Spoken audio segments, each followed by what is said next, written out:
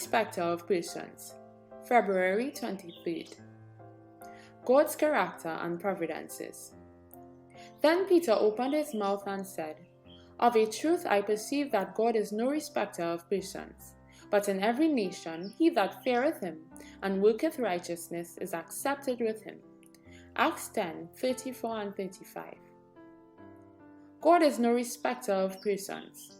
Those who have the light and do not follow it, but disregard the requirements of God, will find that their blessings will be changed into curses and their mercies into judgments.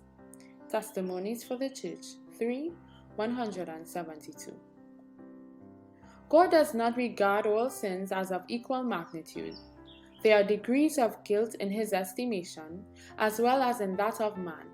But however trifling this or that wrong act may seem in the eyes of men, no sin is small in the sight of God. Man's judgment is partial, imperfect, but God estimates all things as they really are. The drunkard is despised and is told that his sin will exclude him from heaven, while pride, selfishness, and covetousness too often go unrebuked. But these are the sins that are especially offensive to God, for they are contrary to the benevolence of his character, to that unselfish love which is the very atmosphere of the unfallen universe. Steps to Christ 30.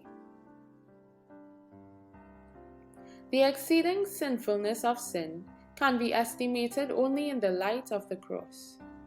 When men urge that God is too good to cast off the sinner, let them look to Calvary.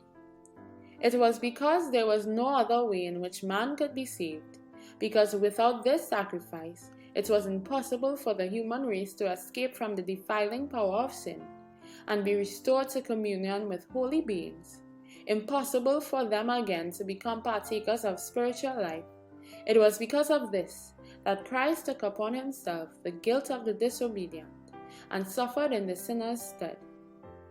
The love and the suffering and the death of the Son of God all testify to the terrible enormity of sin, and declare that there is no escape from its power, no hope of the higher life, but through the submission of the soul to Christ.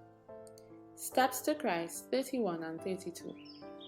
Let the soul be uplifted from the lowlands of sin to contemplate the God of all goodness, mercy, and love, but who will in no wise clear the guilty.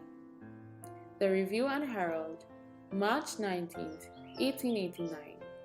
From The Faith I Live By, page 60.